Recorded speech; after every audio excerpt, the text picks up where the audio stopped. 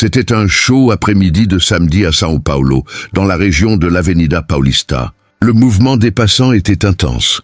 Des touristes prenaient des photos, des familles se promenaient, des vendeurs ambulants proposaient de l'eau bien fraîche. Au milieu de cette foule, assise sur le trottoir à côté d'une boutique de fleurs, se trouvait une jeune fille d'apparence simple.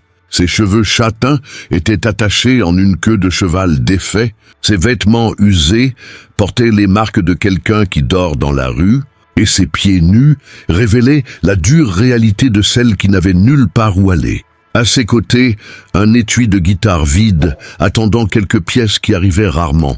Elle observait les gens passer à toute vitesse. La plupart ne la regardaient même pas. Certains détournaient volontairement les yeux, comme si ignorer son existence était plus facile que d'affronter la réalité brutale qu'elle représentait.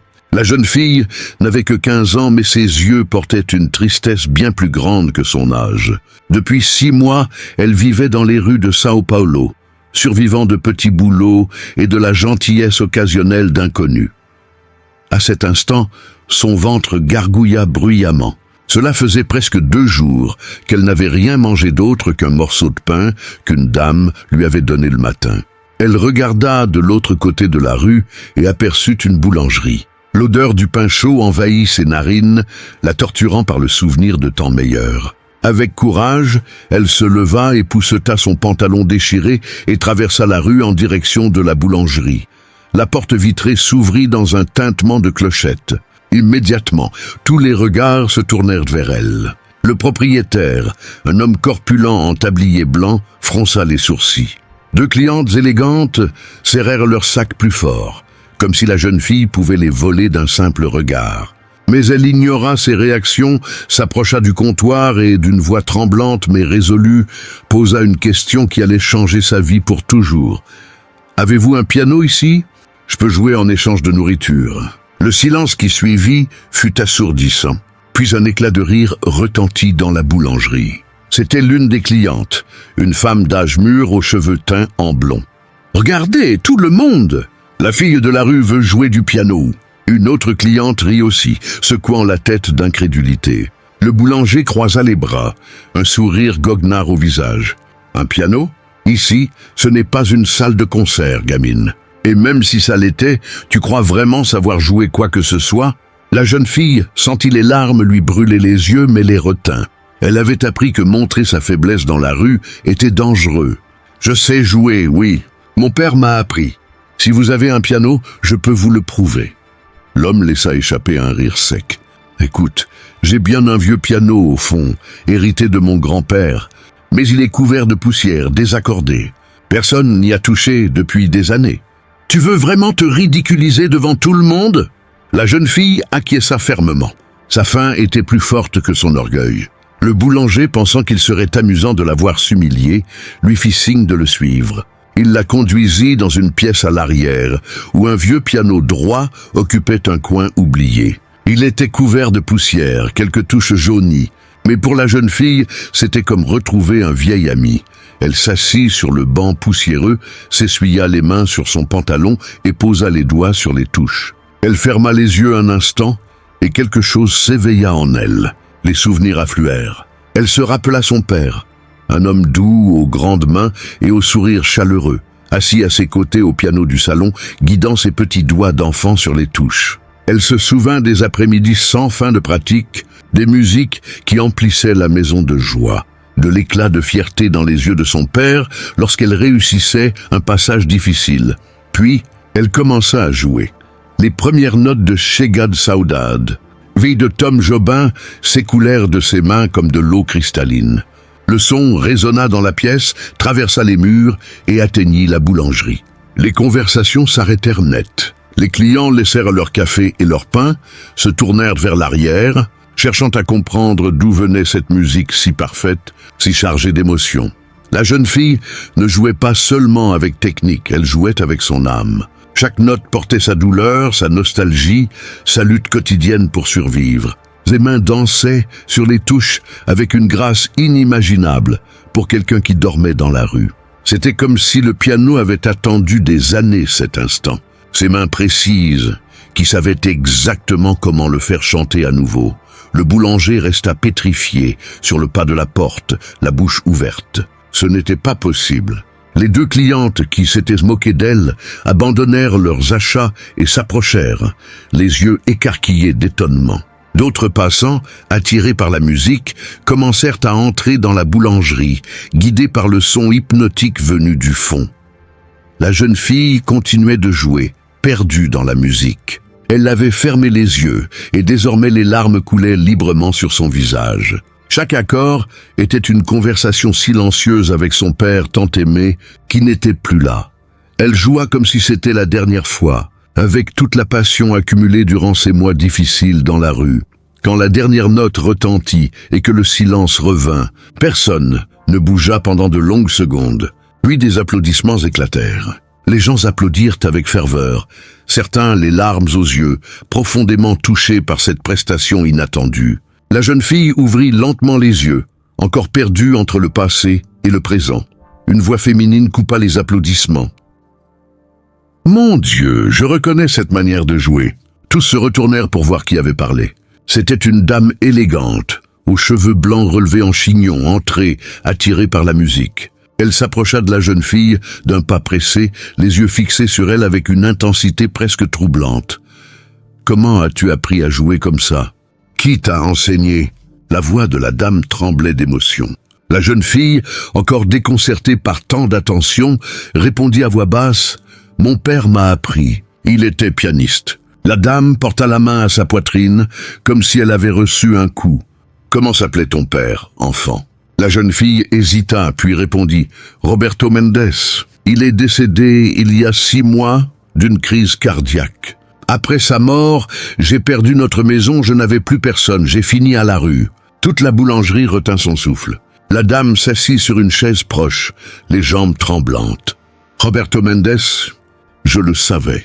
J'ai très bien connu ton père, il a été l'un des pianistes les plus brillants que ce pays ait connu. Il a joué dans des théâtres dans tout le Brésil, enseigné dans des conservatoires, c'était une légende du milieu musical. Et toi, tu es Maria Clara, n'est-ce pas ?» La jeune fille acquiesça, surprise que quelqu'un connaisse son nom.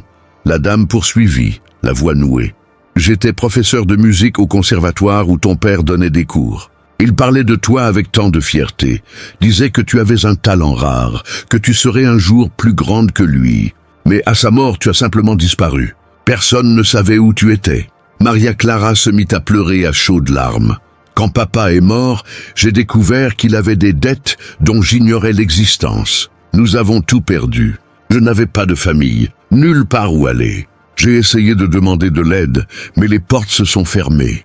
J'ai fini dans la rue, essayant de survivre. » La professeure se leva, rejoignit Maria Clara et la serra fort dans ses bras. « Ah ben ça se termine aujourd'hui, ma chérie. Tu ne passeras pas une nuit de plus dehors. Ton père était un grand ami à moi et je veillerai à ce que ton talent ne se perde pas. » Le boulanger, terriblement honteux de s'être moqué d'elle, s'approcha avec un sac rempli de pain, gâteaux et salés. « Oh, s'il te plaît, accepte. Et pardonne-moi d'avoir douté de toi. » D'autres clients commencèrent à offrir de l'argent, des vêtements, de l'aide. Mais Maria Clara ne pouvait que serrer la professeure dans ses bras et pleurer, libérant des mois de douleur accumulés. Au cours des semaines suivantes, l'histoire de Maria Clara se répandit dans São Paulo. La professeure, qui s'appelait Dona Helena, non seulement l'hébergea chez elle, mais remua ciel et terre pour l'inscrire dans l'une des meilleures écoles de musique de la ville. La communauté artistique, qui avait vénéré Roberto Mendes, se mobilisa pour aider sa fille. Un producteur musical touché par l'histoire organisa un concert caritatif dont Maria Clara serait la tête d'affiche. Le théâtre municipal de São Paulo fut comble ce soir-là. Politiques, artistes, entrepreneurs et gens du quotidien remplissaient les fauteuils rouges, tous désireux de voir la jeune fille qui avait joué dans une boulangerie contre un repas et révélé un talent extraordinaire. Lorsque Maria Clara monta sur scène, vêtue d'une robe simple mais élégante achetée par Dona Helena, la salle explosa en applaudissements. Elle s'assit au piano à queue, inspira profondément et commença à jouer. Son programme incluait Villa-Lobos, Ernesto Nazareth, Chiquinha Gonzaga et bien sûr Tom Jobim. Mais la pièce qui fit se lever toute la salle fut une composition originale de son père, qu'elle interpréta en hommage. Ce soir-là, Maria Clara n'était plus une fille de la rue. Elle était une artiste, une musicienne, la fille fière de Roberto Mendes. Les larmes qui coulaient sur son visage n'étaient plus de douleur, mais de gratitude et d'une nostalgie transfigurée en musique.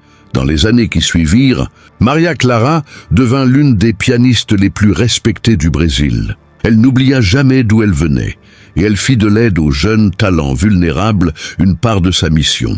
Elle créa une fondation au nom de son père, offrant des cours de musique gratuits aux enfants défavorisés, prouvant que le talent n'a pas de classe sociale. Elle retourna souvent dans cette boulangerie.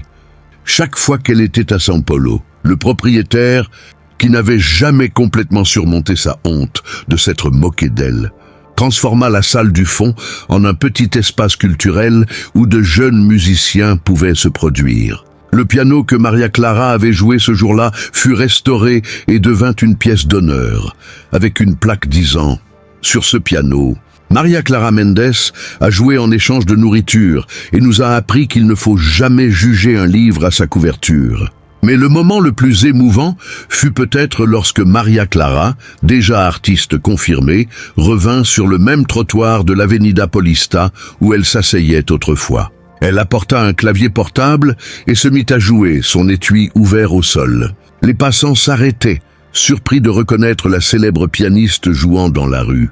Mais Maria Clara avait une mission différente ce jour-là. Chaque pièce, chaque billet que les gens déposaient dans l'étui, elle les prenait et les remettait aux personnes sans abri qui passaient par là. Et entre les morceaux, elle leur parlait, demandait leurs noms, leurs histoires, les traitait avec la dignité qu'on ne lui avait pas accordée lorsqu'elle était à leur place. Un journaliste qui la filma ce jour-là lui demanda pourquoi elle faisait cela. Maria Clara sourit, ce sourire qui portait toutes les batailles qu'elle avait menées, et répondit « Parce que je sais ce que c'est d'être invisible. Je sais ce que c'est d'avoir un talent, un rêve, une histoire, et d'être réduit aux vêtements que tu portes ou à l'endroit où tu dors. Chaque personne ici a une histoire, a de la valeur. Mon père disait toujours que la musique est le langage de l'âme, et toute âme mérite d'être entendue. L'histoire de Maria Clara nous enseigne que le talent, la dignité et la valeur d'une personne ne se mesurent ni à son apparence, ni à sa condition sociale. Combien de fois passons-nous devant quelqu'un dans la rue sans même le regarder ? Combien de talents extraordinaires se perdent simplement parce que personne n'a donné une chance? La jeune fille qui demandait à jouer en échange de nourriture était la fille d'un pianiste légendaire. Mais même si elle ne l'avait pas été, elle méritait tout autant le respect et une opportunité. Nous avons tous des dons, et tous des histoires qui méritent d'être racontées. Parfois, il suffit qu'une personne nous donne une chance, qu'elle regarde au-delà des apparences et voit qui nous sommes vraiment. Maria Clara a eu la chance de rencontrer Donna Helena, mais combien d'autres n'ont pas cette chance? Alors, la prochaine fois que vous passerez près d'une personne en situation de rue, souvenez-vous de Maria Clara. Regardez-la comme un être humain, avec son histoire, ses rêves et ses talents. Un simple geste de gentillesse, un moment d'attention, peut faire la différence entre l'espoir et le désespoir. Vous n'avez pas besoin d'offrir un piano, mais vous pouvez offrir quelque chose d'encore plus précieux, le respect, la dignité et la possibilité d'être vu. Si cette histoire a touché votre cœur, partagez-la. Partagez-la pour que davantage de personnes comprennent qu'il ne faut jamais juger quelqu'un à son apparence. Partagez-la pour que plus de gens se souviennent de regarder avec compassion plutôt qu'avec préjugés. Partagez-la pour honorer toutes les Maria Clara qui sont là dehors, attendant seulement une opportunité de montrer leur valeur. Ensemble, nous pouvons créer un monde où aucun talent n'est gaspillé, où personne n'est invisible, où chacun a la chance de jouer sa musique et d'être entendu.